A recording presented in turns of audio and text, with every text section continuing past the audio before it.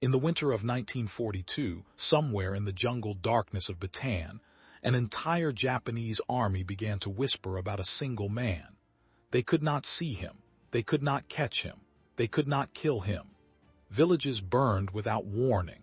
Bridges collapsed in fire and smoke. Patrols vanished into the green hell and never returned. The enemy gave him a name born of terror and confusion. They called him the Ghost of Bataan.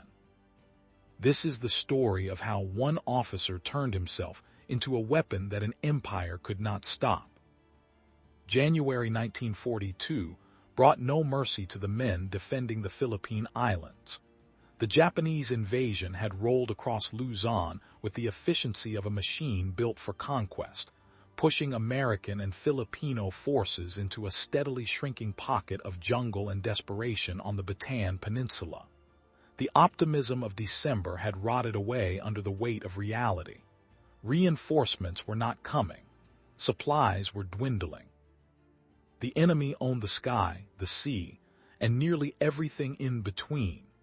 What remained was a ragged defensive line stretched across impossible terrain, manned by soldiers who understood that every sunrise might be their last.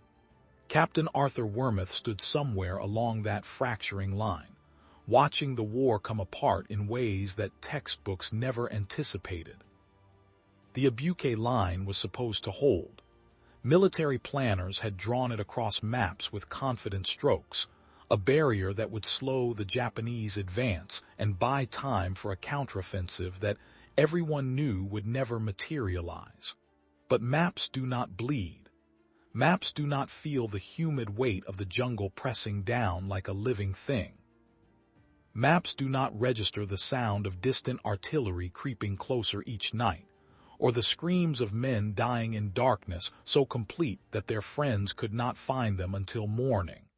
Wormuth commanded a section of that line, a stretch of foxholes and hastily constructed defenses that existed more in theory than in practice. His men were exhausted. They were hungry. They were watching their positions collapse on either side as Japanese infiltration teams slipped through gaps that should not have existed, appearing behind Allied lines like ghosts themselves, cutting throats and sowing chaos before vanishing back into the jungle. The enemy was learning. Wormuth saw it in the patterns of their attacks, in the timing of their movements, in the way they exploited every weakness with surgical precision. The Japanese had studied their opponents and concluded that the defenders were brittle, predictable, trapped in defensive thinking that prioritized holding ground over survival. They were not entirely wrong. Traditional military doctrine offered little guidance for fighting a war that had already been lost everywhere, except on the ground where men still stood and bled. Static defense meant waiting for the inevitable. It meant dying in place when the enemy decided the time had come.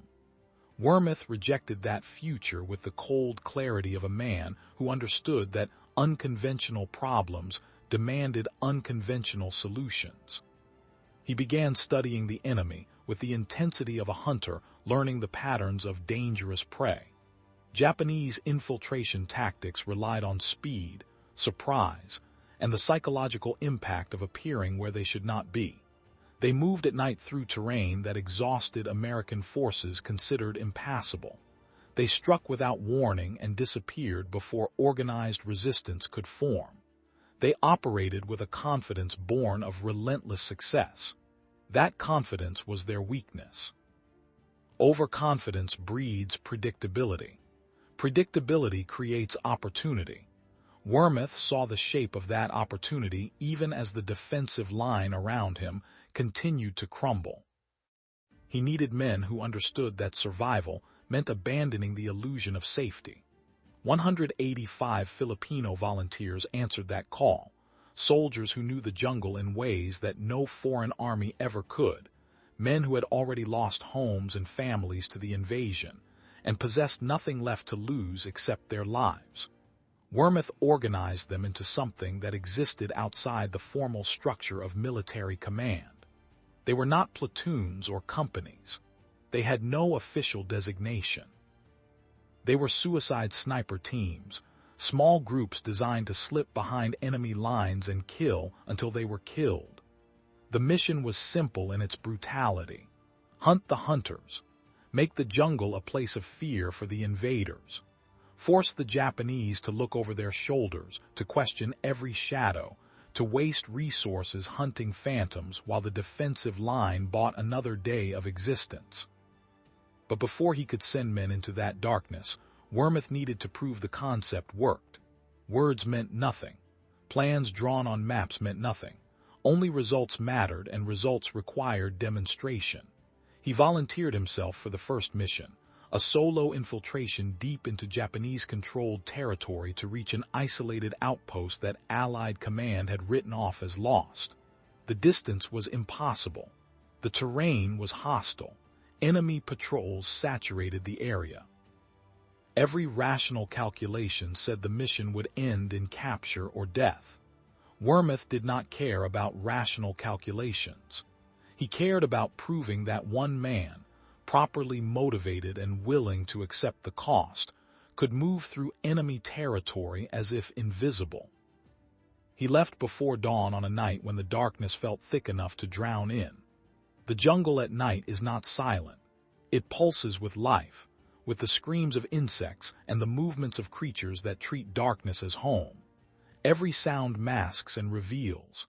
Every step forward is a negotiation with the terrain, with thorns that tear skin, with mud that sucks at boots, with roots that trip and branches that crack with sounds that carry further than they should.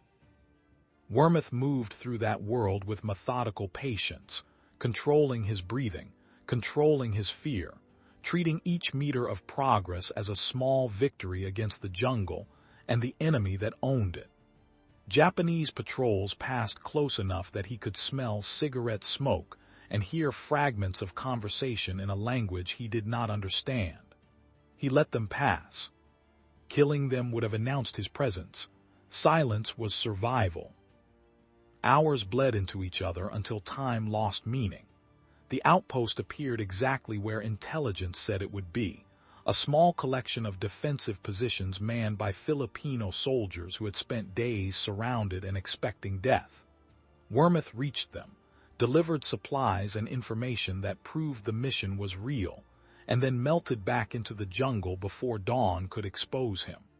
The return journey was worse. Exhaustion made every step heavier. His body screamed for rest that he could not afford. The enemy was more alert now, more active, searching for something they sensed but could not see. He pushed through fatigue that felt like drowning, through pain that became background noise, through a mounting certainty that he would not make it back. But he did. He crossed back into Allied lines as the sun rose, filthy and barely able to stand but alive. The mission proved what needed proving. One man could ghost through enemy territory and return. Fear was a weapon that worked in both directions. If one man could do this, then teams could do worse.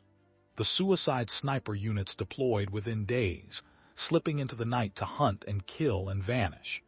They bled the Japanese forces in ways that artillery never could, creating a constant background pressure of death that could not be predicted or prevented. But Wormuth was not finished. Success created opportunity, and opportunity demanded exploitation. Intelligence identified Kalaguiman village as a critical node in the Japanese supply network. The village sat deep behind enemy lines, a staging point for troops and materials moving toward the front. More importantly, it controlled a bridge that enemy forces used to shuttle reinforcements across terrain that would otherwise slow their advance to a crawl. Destroying the village and the bridge would disrupt operations, force delays, create chaos in a supply chain that assumed security. It was also a suicide mission. The village was too far behind enemy lines. It was too well defended. A single man carrying enough explosives and fuel to destroy both targets would be moving slow, vulnerable, obvious. Command knew this. Wormuth knew this. He volunteered anyway. Planning consumed days. Every detail mattered because there would be no backup, no extraction, no rescue if things went wrong.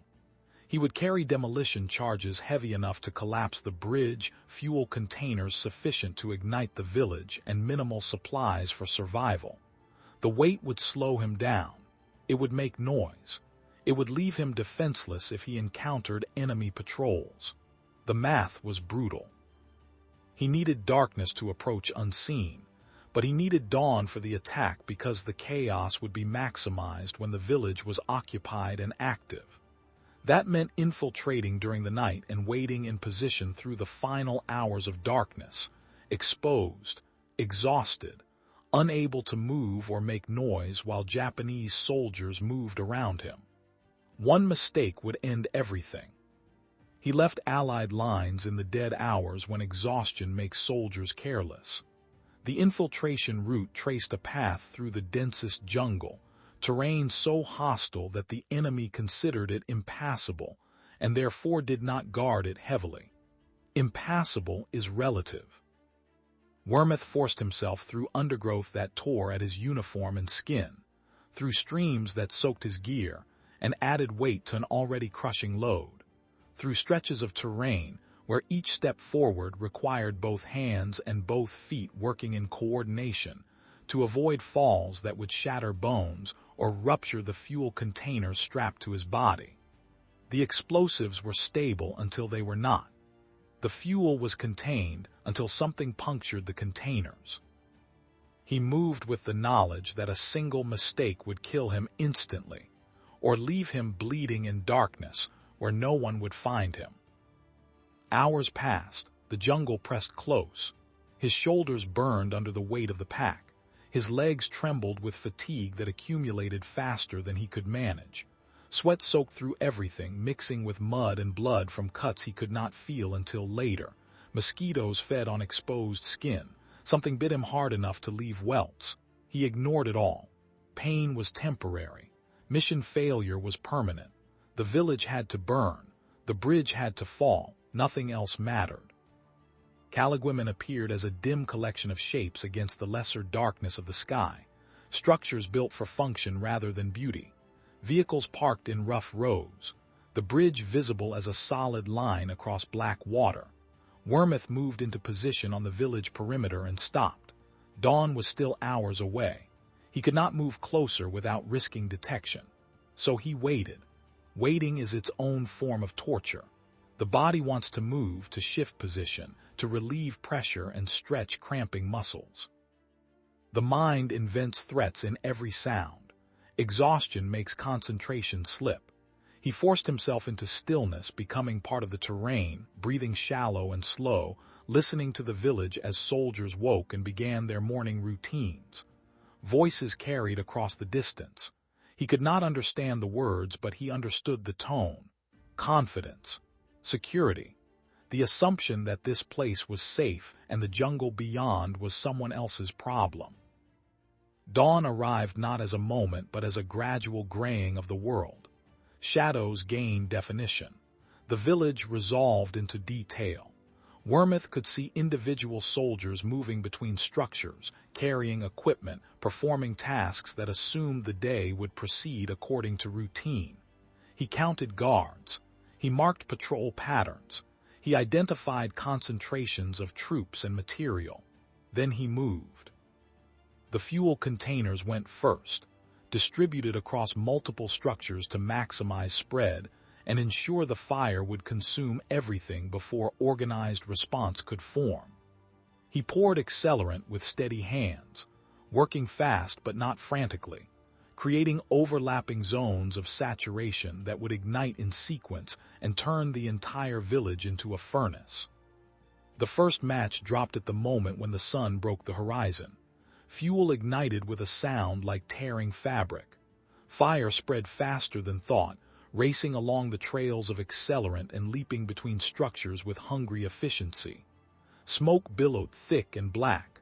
Soldiers stumbled out of buildings, confused, shouting, trying to understand what was happening and who was attacking. Some burned, some ran. None of them saw Wormuth as he moved through the chaos toward the bridge, explosives heavy in his hands, every second counting now because surprise was dying and confusion would not last forever. The bridge was timber and steel, built to carry vehicles and equipment across water too deep to ford. Wormuth placed charges at the support points, working from memory and training, packing explosives against structural weak points that would collapse the entire span when detonated. His hands moved automatically. Muscle memory took over. He was not thinking anymore. He was executing. Wire unspooled. The detonator armed. Fire roared behind him.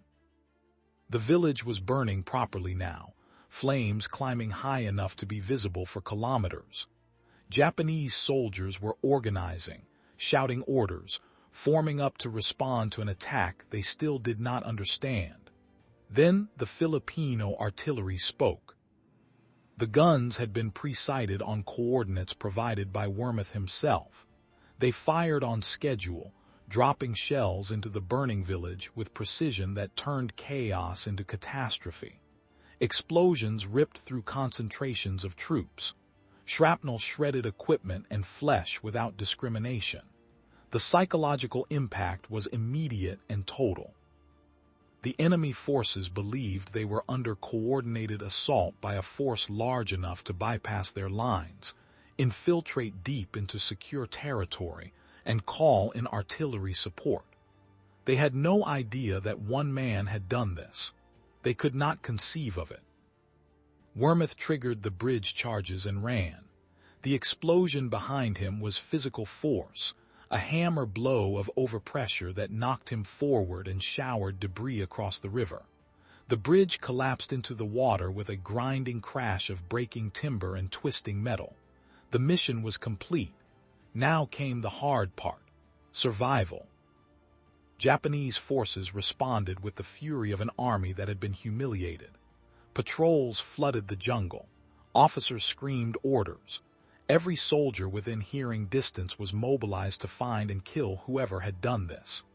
Wormuth ran through terrain that wanted to kill him, pursued by men who wanted him dead, exhausted beyond anything he had ever experienced, lungs burning, legs barely responding to commands.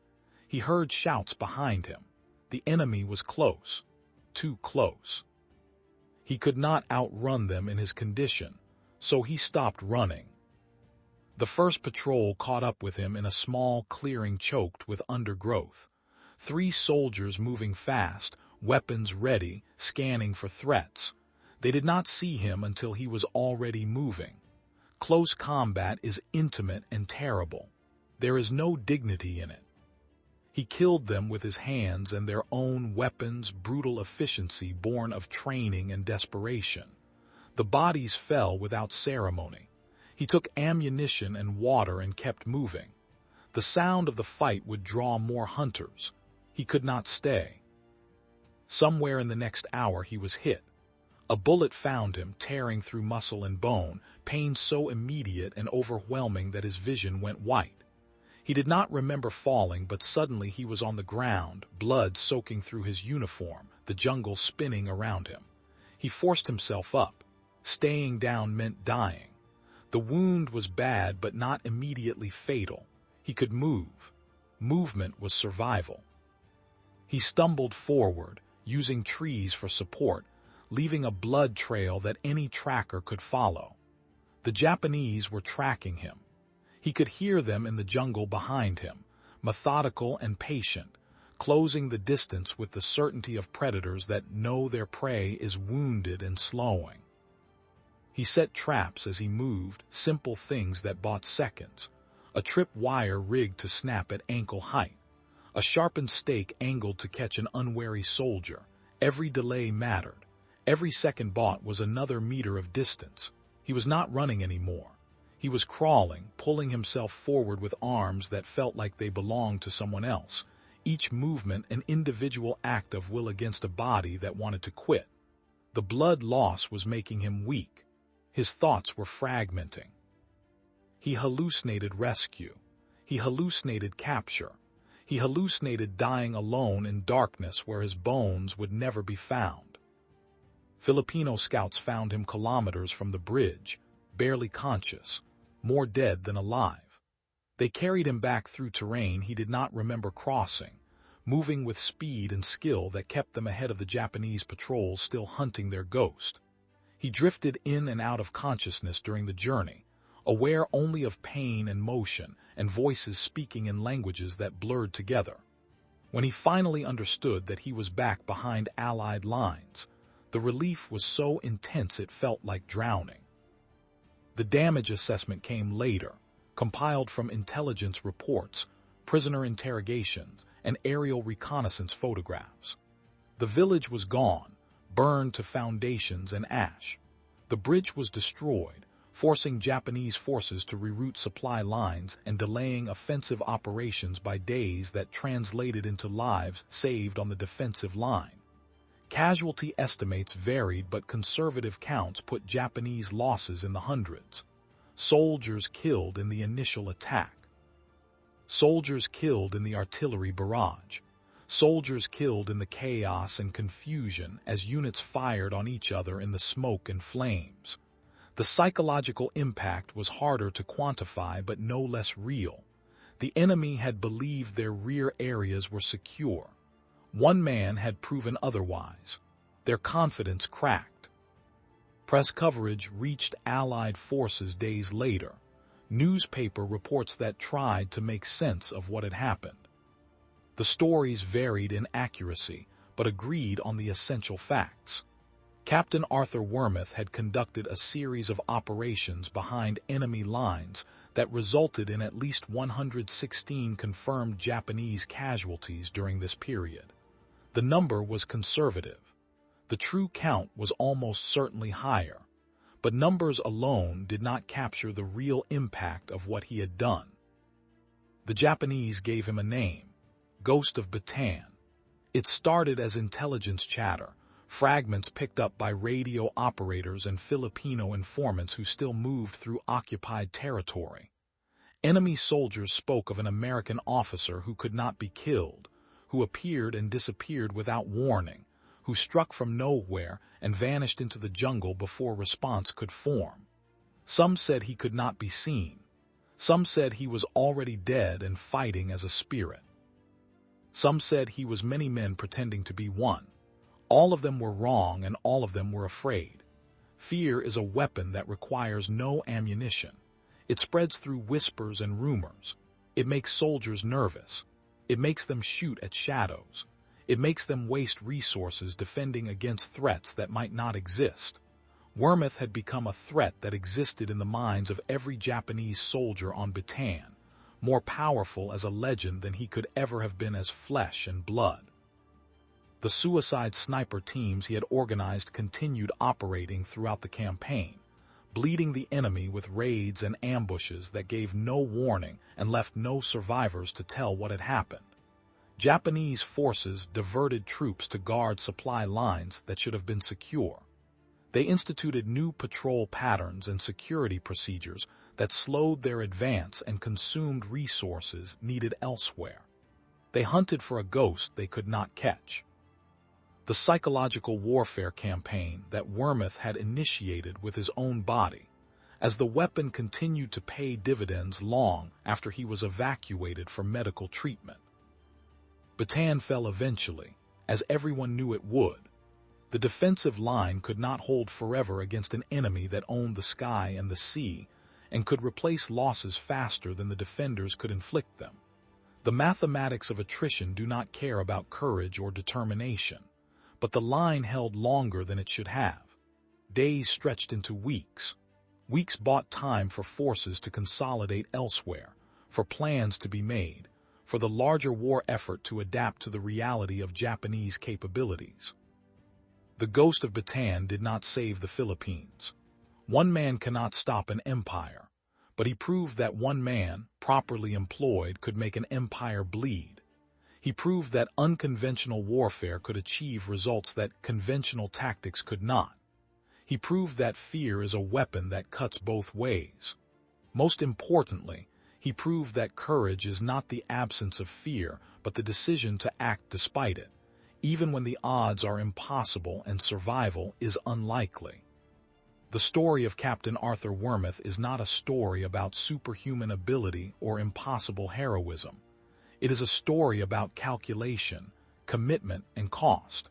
He looked at an impossible situation and decided that doing something was better than waiting to die. He studied his enemy until he understood their weaknesses. He organized forces willing to pay the ultimate price. He led from the front, risking his own life before asking others to risk theirs. He succeeded because he was willing to accept consequences that other men would not contemplate.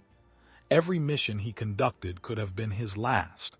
Every step into enemy territory was a step closer to death. He moved forward anyway because the alternative was unacceptable. The wounds he sustained during the bridge operation nearly killed him. Infection set in. Fever burned through him. He spent weeks in medical facilities that lacked proper equipment and medicine, fighting to survive injuries that would have killed him instantly in better circumstances. He lived because Filipino medics and American doctors refused to let him die, working with improvised tools and expired medication to keep him breathing through crisis after crisis. When he finally recovered enough to stand, the war had moved on. Bataan had fallen. Corregidor had fallen. The Philippines were occupied, but the ghost of Bataan had lived and the legend had grown beyond the man. Japanese soldiers who survived the war told stories about the ghost in interviews and memoirs decades later. The fear was real. The uncertainty was real. They had believed themselves to be fighting an army of ghosts, plural, because one man doing what Wormuth did seemed impossible. The truth, when they learned it, did not comfort them. One man had done this. One man had moved through their lines as if invisible. One man had killed hundreds and escaped. That truth was somehow worse than the legend because it meant their security had been an illusion, their confidence misplaced, their superiority temporary and conditional. Modern military forces study the Ghost of Bataan as a case study in psychological warfare and unconventional tactics. The mission profiles are taught in schools that train special operations personnel. The principles he demonstrated, infiltration, sabotage, terror, remain relevant in conflicts where conventional force is inadequate. But the lessons extend beyond military application. The story demonstrates what human beings are capable of when they commit fully to a course of action that others consider impossible. It demonstrates the power of individual initiative in situations where institutional responses have failed. It demonstrates that fear of failure should never prevent the attempt when the alternative is accepting defeat without resistance. The Ghost of Bataan was never supernatural. He was a man who made choices that most people would not make, who accepted risks that most people would not accept, who paid prices that most people could not imagine. He moved through darkness because someone had to. He killed because the enemy left no other option. He survived because surrender was worse than death. The empire that invaded the Philippines expected an easy conquest. They received instead a lesson in what happens when ordinary men refuse to accept the inevitable, and instead create their own reality through action and will. If you found this story valuable, please take a moment to subscribe to this channel and leave a like on the video. These actions help ensure that more stories like this one can be told, that the sacrifices of men like Captain Arthur Wormuth are remembered and understood.